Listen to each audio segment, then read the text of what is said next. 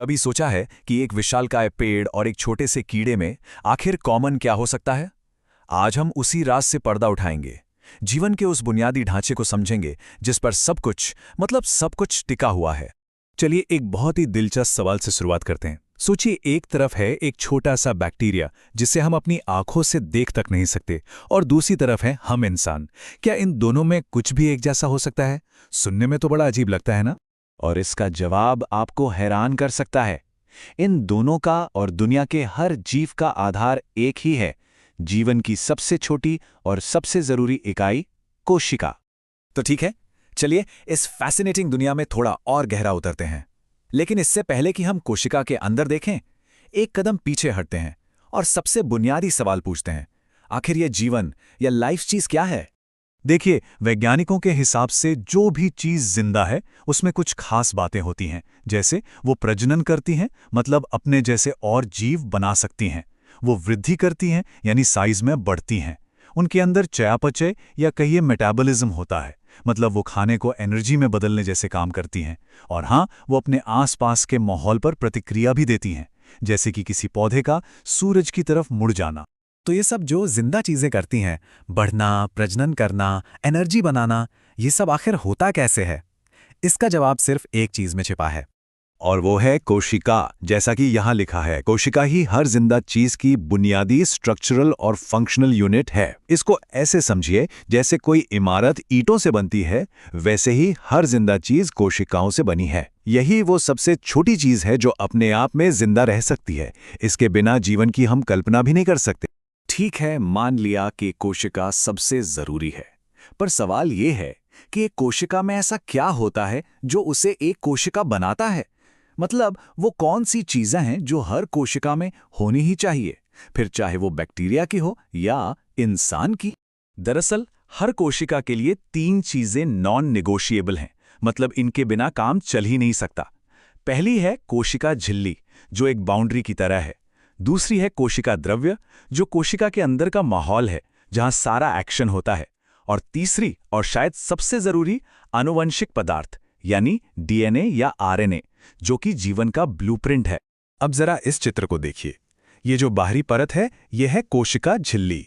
अंदर ये जो पूरा लिक्विड वाला एरिया है, ये है कोशिका द्रव्य।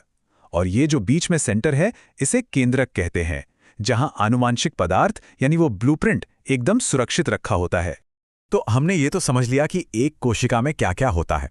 अब जरा उन नियमों की बात करते हैं जो दुनिया की हर कोशिका पर बिना किसी एक्सेप्शन के लागू होते हैं। इसे कोशिका सिद्धांत या सेल थ्योरी कहते हैं। ये सिद्धांत हमें 2 बहुत ही सीधी सादी लेकिन गहरी बातें बताता है। पहली बात, इस धरती पर कोई भी जिंदा चीज हो वो कोशिकाओं से ही बनी है। और दूसरी बात, जो और भी ज्यादा दिलचस्प है, कोशिकाएं जादू से पैदा नहीं होती। हर नई कोशिका हमेशा एक पुरानी, पहले से मौजूद कोशिका से ही बनती है।